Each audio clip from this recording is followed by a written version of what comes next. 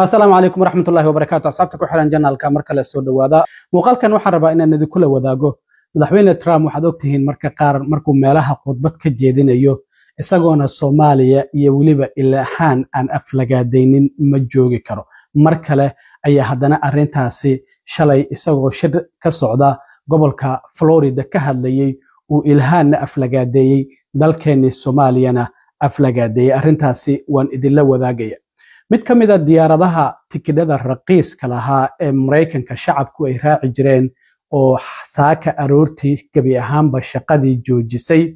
iyadoo labadii toddobaad ee la soo dhaafay ay dawladdu isku dayeysay in ay badbaadiso oo lacag fara badan ay siiso haddana ma aysan suuro gelin shidaalka diyaaradaha oo cirka isku sii shareeraya xirnaasaha marinka Hormuz iyo dagaalka uu Mareykanku kula jiray Iran darteed ayaana diyaaradaasi ay gabi ahaanba shaqada ay u joojisay haddaba diyaaradaasi maxay tahay shacabkii tikidhada ka jartay maxay sameyn karaan imise jeer ayaa hadda ka hor ay shirkadaasi qarka u fuushay in ay musallafto waan idin la wadaagayaa arrimahaasi oo idil iyo diyaaradaha kale oo hadda doonaya dadkii tikidhada diyaaradaasi ka goostay in ay caawiyaan isla markaana tikidho raqiisa ay siiyaan haddaba arrimahaasi oo idil ayaan idin la wadaagayaa madaxweyne Trump waxaan ognahay ilaa iyo afartiisii sano hore oo xilka hayay iyo hadda ku dhawaad sanad ka hor markii uu xilka qabtay waxa uu aflagaadeynayay dalkeena Soomaaliya waliba xildhibaanada kaliya ee Soomaalida ee ku jirta Congress-ka Mareykanka Ilhan Umar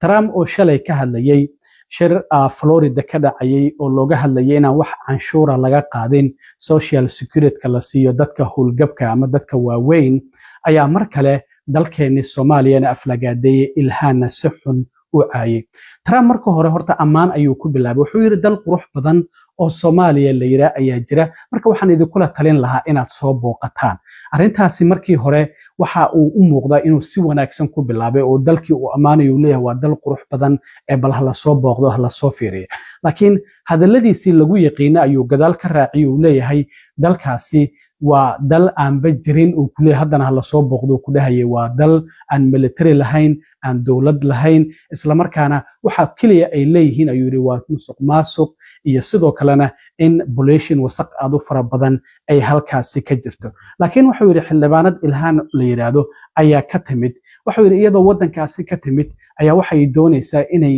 anaga wadankeena sidii aan u maamuli lahayn ay noo sheegto waxay leedahay yiri dastuurku xuquuqdaas oo siinaya waliba isagoo si xun ugu dhawaaqaya muuqaalkiisa ay arki doontaan xuquuqdaasi ay dastuurku siinaya waa in xuquuqdaasi la isiiyo arintii been abuurka ahayd ayuu mar kale soo celiyay oo ahayd in ay walaalkeed guursatay arintaasi oo hadda dawladdu ay sheegayso inay baarayso laakiin arin cad aan ahayn oo dawladdu ay meel been ah ay sheegayso Trump iyo mas'uuliyiinta isaga gulihiisa wasiirada ay leeyihiin arintaasi baaritaan ayaan ku sameeynaa laakiin haddii ay jirto mar hore ay arintaasi baaritaan ku sameyn lahaayeen oo ay soo ogaan lahaayeen waxaan ognahay Ilhan inay qaxooti ahaan wadanka ku timid iyadoo yar isla markaana ay halkan wax ku baratay sidoo kale Ilhan Umar waxa jirtay bishii hore in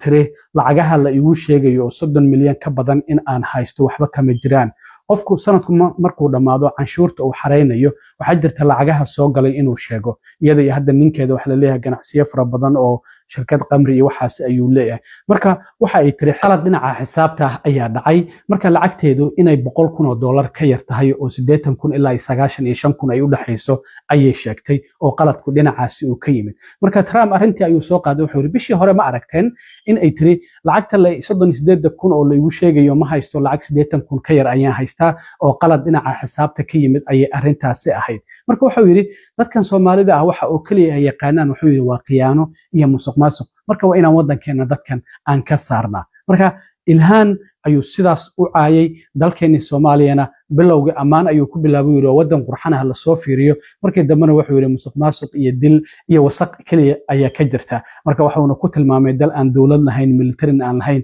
aan waxba lahayn haddaba waa kan Trump oo shirkaasi ka hadlayay iyo sidii Soomaaliya iyo waliba Ilhan uu uga hadlay the wonderful country. It's a beautiful country. You should try it sometime. Somalia, it's a beautiful place. It's got no government. It's got no military. It's got no anything. It's got one thing that's really strong, crime. It's got a lot of crime. They have no police. All they do is run around shooting each other. It's filthy dirty, disgusting dirty. It's a horrible place. They come here, and Ilhan Omar, you ever hear of her? She heads it. And think of it, they have nothing but crime, poverty, pollution. Everything is horrible over there, nothing good. They say it's the worst country anywhere in the world, that we got some beauties out there, but it's the worst. And then she comes here from Somalia, and she tells us how to run the United States of America. She says, the Constitution gives me certain rights,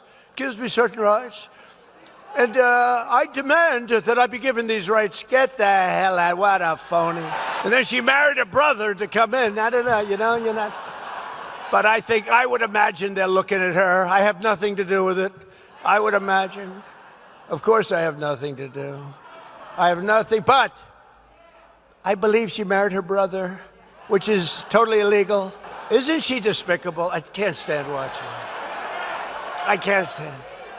Did you see last month, she accidentally checked the wrong box. It said she was worth $38 million. And law enforcement came after her for that. And then all of a sudden she was worth less than $80,000. And she said it was accounting. It was an accounting error. That was not a very good accountant, was it? Huh? No, their whole life is based on fraud and a scam. The whole thing is a scam. And we ought to get those people the hell out of our country. dhinaca kale waxaa la leeyahay dhaqaalaha waddanka Mareykanka burbur miyuu ku dhow yahay wasiirka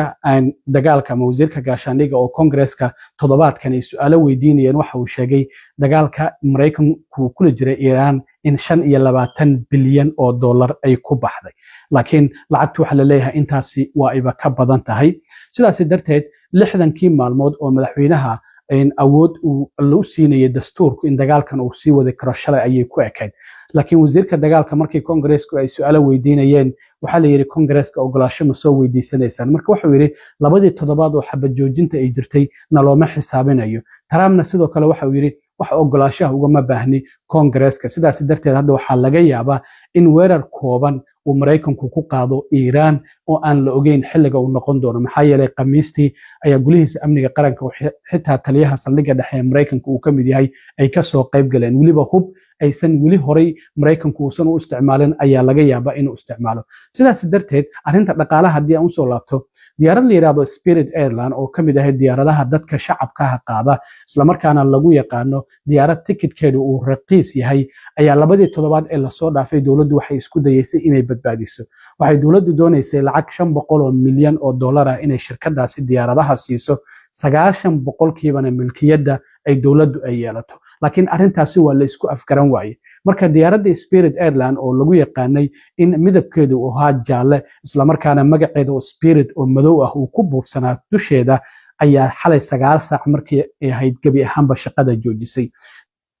diyaaradii ugu dambeysay oo rakaab sido oo Spirit ah xalay 6 saac iyo 17 daqiiqo oo habeenimo markay ahayd ay waxay ka degtay garoonka Dallas Fort Worth ama DFW oo ku yaala gobolka Texas xitaa waxa la maqlayay towerka oo diyaaradaha laga hago oo dhahayo waan ku faraxsanahay muddadii aan idila shaqeynayna iyo bayloodyada kale oo u tacsiyeynaya bayloodyada diyaaradaasi waday marka waxay weydiiyeen ma diyaarad kale ayaa idinka dambeysay markaas waxay yiraahdeen waxaan rumaysanahay diyaaradan inay tahay tii ugu dambeysay oo Spirit ah oo soo caga dhigata oo dad shacab sido marka diyaaradda website-keeda ayaa waxa ay dadkii tikidhada ka jartay ay ugu baaqday inaysan garoomada tagin isla markaana ay raadsadaan wadooyin kale oo ay ku safri karaan sidaas darteed gabi ahaanba xalay 9 saac ayay shaqada joojisay marka diyaaradan Spirit Airline ticket raqiis ayaa lagu yaqiinay isla markaana dad fara badan ayay qaadi jirtay hadda sanadkii 2024 November diyaaradan mar ayaa waxay xareysay Chapter 11 bankruptcy wax la yiraahdo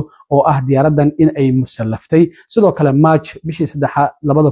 2025 haddana mar kale ayay waxay ka soo baxday in musallafaadii bishii Agosto sanadkii 2025 haddana mar kale Chapter 11 ayaa xareysay bankruptcy hadda bishii February 2026 ayaa marka arintaasi heshiis laga gaaray kadib markii sicirka shidaalka uu cirkaasi isku shareeray bishan May oo maanta labada ah 2026 diyaaradii markii ay dowladda ka waysay lacagihii ay 500 oo milyan ahayd diyaaradii waxay ku dhawaaqday inay shaqadeeda joojinayso haddaba marka dadka tikidhada ka jartay haddii aad Soomaali ay jirto tikidhkada ka jaratay tikidhkaada ha cancelin isla markaana haddii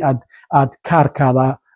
credit cardka aad ku jaratay dispute kali isla markaana sheeg in lacagtaadi waa lagu soo celinayaa haddii aad sidoo kale debit cardkaada aad ku jaratay waa sidoo kale haddii tikidhkaada uu caymis kugu jirayna sidoo kale lacagtaadi waad helaysaa laakiin haddii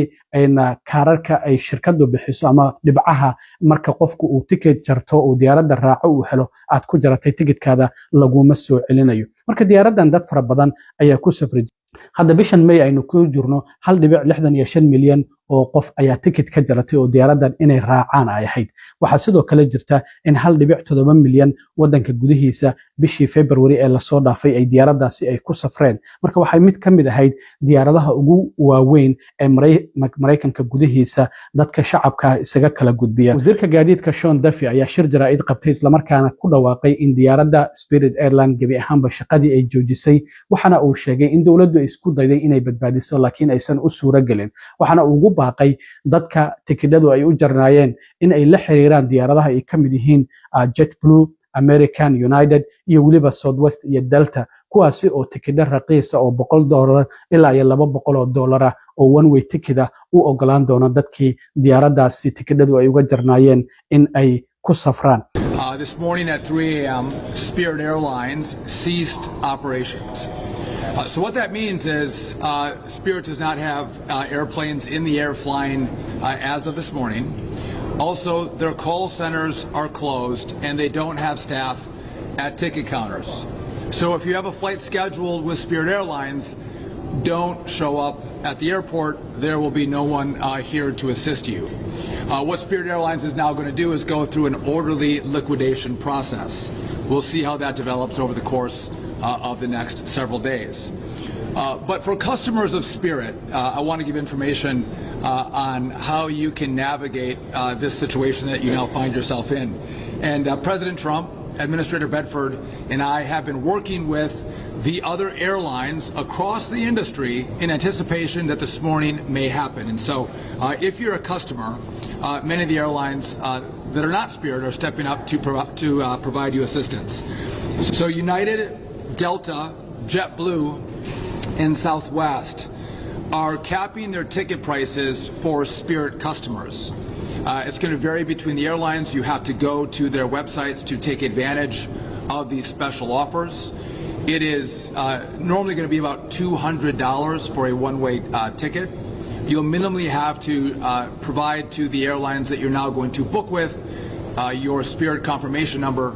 and your proof of payment. marka arrintan waxa la leeyahay marka dadka dhaqaaleyahanada waxay bilow u tahay dhaqaale burbur Mareykanka ku soo wajahan dagaalkan marka hadii uu bishan inta ka dhiman uu sii socdo marinka Hormuzna uu sii xirnaado xitaa waxa la leeyahay diyaarado fara badan ayaana dooli doonin maxaa yeelay sicirka shidaalka ee diyaaradaha ayaa waxa uu isku sii shareeraya cirkaasi Yurub waxa la leeyahay diyaarad duusha lama heli doono hadii ilaa iyo dhamaadka bishan marinka Hormuz uu sii xirnaado sidaas darteed ayaa hadda Mareykanka waxa uu raadinayaa isbahaysi wax ka qabta marinka Hormuz xitaa hadii dagaalkan uu dhamaado waxayna ugu magac dareen Maritime Freedom Construct waxa ay leeyihiin waxa aan doonaynaa wasaaradda arrimaha dibadda iyo saldhigga dhexe ee Mareykanka ee CENTCOM in arrintan ay iska kaashadaan isla markaana dhinaca sirdoonka la iska kaashado dhinaca diblomaasiyadda la iska kaashado iyo sidoo kalena in cunaqabatayno ay soo rogi karaan ururkaasi isbahaysiga in ay sameeyaan marka waan arki doonaa arrimahan iyo waxyaabaha ka soo kordha laakiin mid kamid ah diyaaradihii rakaabka Mareykanka u kala gudbin jiray Spirit gabi ahaanba shaqadeedii xalay 9 saac ayay joojisay diyaaradeedii ugu dambeysay oo rakaab sidana xalay 6 saac iyo 17 daqiiqo ayaa garoonka DFW gobolka Texas ay ka degatay marka waan arki doonaa arrimahaasi iyo waxyaabaha ka soo kordha asxaabi aad iyo aad u mahadsantihiin intaan mar nabadgelyo